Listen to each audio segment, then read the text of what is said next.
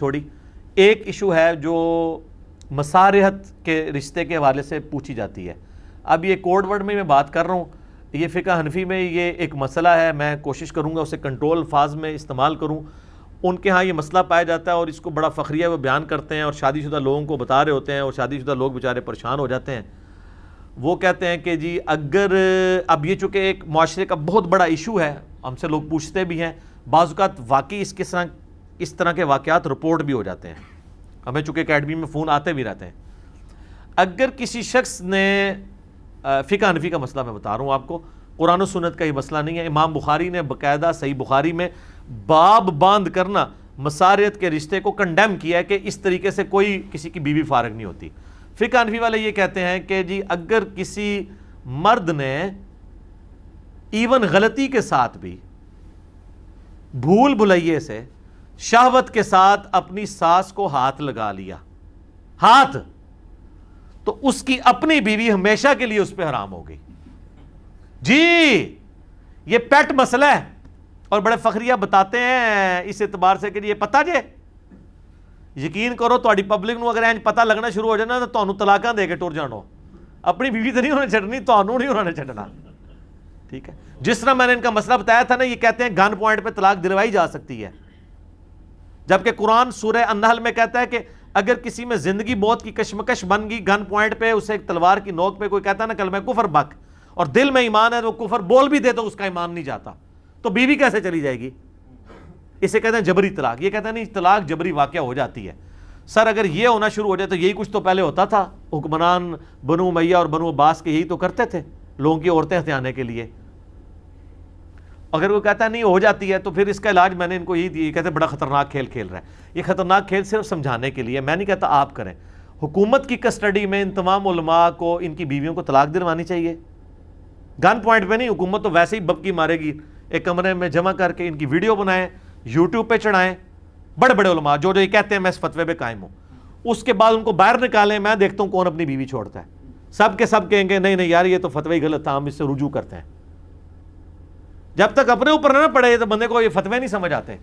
لوگوں کو بتانے کے لیے, لوگوں کو پریشان کرنے کے لیے فتوے لوگوں کو بتاتے پھرتے ہیں. ایسے کوئی طلاق واقع نہیں ہوتی. کئی مرد ہیں ان کو پریشرائز کر کے لوگ بیویوں کو طلاق دلوا دیتے ہیں. اس طرح نہیں طلاق ہوتی ہے جب تک اس کی دل میں نیت نہیں ہے طلاق دینے کی. تو وہ مسارحت کا میں بتا رہا تھا, یہ اس طرح کہتے ہیں جی وہ ہاتھ لگایا تو فارغ.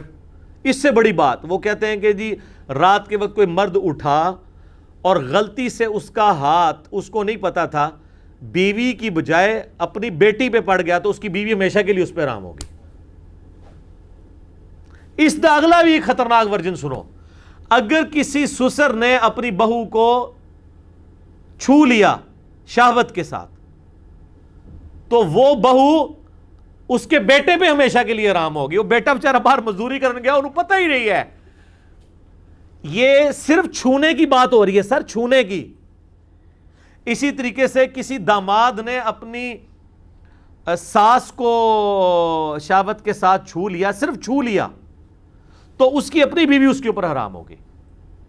اس طرح نکاح فاسد نہیں ہوتے, نہ طلاق ہوتی ہے. لیکن یہ سارے کے سارے اعمال جو ہیں یہ انتہائی کبھی اور عذاب کا مستحق ہیں اگر کوئی یہ کرتا ہے. یہ زنا کے مترادف ہیں. جو بخاری مسلم میں حدیث ہے کہ ہاتھ بھی زنا کرتے ہیں, زبان بھی زنا کرتی ہے, آنکھیں بھی زنا کرتی ہیں, پاؤں بھی زنا کرتے ہیں, شرمگاہ اس کی تصدیق کرتی ہے. یہ اس طریقے سے کام کرنا, یہ میں اس کام کو سپورٹ نہیں کر رہا, یہ ذہن میں رکھیے گا, لیکن اس کام کی وہ جو سزا بتا رہے ہیں نا, وہ میں کہہ رہا ہوں یہ اس لیول کا جرم نہیں کہ اس کے ساتھ یہ کیا جائے. ٹھیک ہے نا. تو تعزیراً آپ جو کچھ کرنا چاہتے ہیں, ویسے تو جب کوئی اس طرح کے واقعات تو اس طرح کو پبلکلی تو نہیں بتاتا نا. اور بعض اوقات کوئی عورتیں بھی ایسی ہوتی ہیں کہ وہ ان کی نہیں اپنے سسر کے ساتھ یا ساس کے ساتھ بن رہی ہوتی, وہ جھوٹا بلیم لگا کے بھی علیحدہ مکان لینے کے لیے بھی اس طرح کی حرکتیں کر دیتی ہیں. اور بعض اوقات جینون کیس بھی ہوتا ہے. لیکن یہ مسارحت کا چونکہ لوگ پوچھتے تھے تو مجھے بڑی دفعہ میرے اسٹوڈنٹ نے کہا یہ سوال اتنا آتا ہے تو اس کو کہیں بریف کریں. تو اب چونکہ یہ ایک محرمات ابدیہ ڈسکس ہو رہے تھے, اس کے کانٹیکسٹ میں نے اسے ڈسکس کیا. میں اس پہ کوئی بےہودہ قسم کا وہ تھامنیل بنا کے اسے اپلوڈ نہیں کرواؤں گا. کنٹرول الفاظ کے اندر ہی یعنی جو ہے نا اس کو کریں گے میسیج بھی پہنچ جائے، تاکہ آندہ کے لیے اگر کسی نے اس کو ایز اے ریفرنس لینا ہے تو اس میں کوئی دلیل کیا ہے؟ دلیل سب سے بڑی یہ ہے کہ ہمارے سلف میں سے امام بخاری نے صحیح بخاری میں یہ تمام باتیں لکھ کے اس کا رد کیا ہے. اچھا وہ کہیں گے یہ تو امام بخاری کا اوپینین ہے، تو کوئی دلیل دیں. دلیل تو آپ نے دینی ہے اپنی چول کی. ہماری دلیل تو یہ قرآن ہے کہ محرمات ابدیہ ہیں، آیت نمبر 23 سورہ نساء میں 13، اور اسی میں سے آخری کی ایکسٹینشن میں 2 بخاری مسلم میں. آپ اس کے علاوہ ایک رشتہ ڈیولپ کر رہے ہیں کہ وہ بھی حرام ہو جائے گی، تو وہ آپ کو ثابت کرنا ہوگا کہ کہاں سے حرام ہوئی ہے. دلیل تو آپ نے دینی ہے، دلیل ہم نے تو نہیں دینی. چونکہ آپ نے اسے حرام قرار دیا ہے نا، تو دلیل آپ نے دینی ہے نا. حلال تو اپنی اصل میں ہے، حلال تو اپنی اصل میں ہے. حرام کے لیے دلیل چاہیے کہ آپ بتائیں کہاں لکھا ہوا ہے. ٹھیک ہے نا، چونکہ دعویٰ تو آپ کا ہے. ہمیں جو اللہ نے حرام بتائے ہیں رشتے وہ بتا دیے قرآن میں، بخاری مسلم میں. آپ اس کے اندر اپنی طرف سے بھی حرام رشتے ایڈ کر رہے ہیں، یا آپ بیوی کے فارغ ہونے کا یا طلاق کا اور راستہ بھی بتا رہے ہیں جو قرآن و حدیث میں موجود نہیں ہے. تو دلیل تو آپ کو پیش کرنی پڑے گی. اور پھر کہتے ہیں دسو قرآن دیسی کتنے لکھے ہے؟ ایڈی وڈی چول ماری ہے، قرآن دیسی تو نہیں ہونی نا. یہ تو چولاں والی کتاب ہی چول ہوئے گی نا، یہ تو تسی کھڑنی ہے نا. ٹھیک ہے، خود سے ایک بات بتاتے ہیں پھر بتاتے ہیں کہاں لکھا ہوا. قرآن حدیث میں کیوں یہ لکھا ہوا ہوگا؟ قرآن حدیث نے جو شریعت بیان کی ہے وہ کر دی ہے. تو یہ اصول بھی سمجھیں کہ جو دعویٰ کر رہا ہے دلیل اس نے لے کے آنی ہے. ہم نے ان کے دعوے کو کہا کہ آپ کا دعویٰ باطل اس لیے کہ اگر یہ حرمت کے رشتے تھے تو قرآن میں سورہ نساء آیت نمبر 23 میں آ جاتے، یا بخاری مسلم میں آ جاتے. رضاعت کا رشتہ آیا ہے وہ میں نے بتا دیا، قرآن میں بھی رضاعت کے بارے میں بات آ گئی ہے. ٹھیک ہے، باقی جو چیز حدیث میں تھی میں نے بتا دی، قرآن سے 13 وہ بتا دیے کہ یہ محرمات ہیں.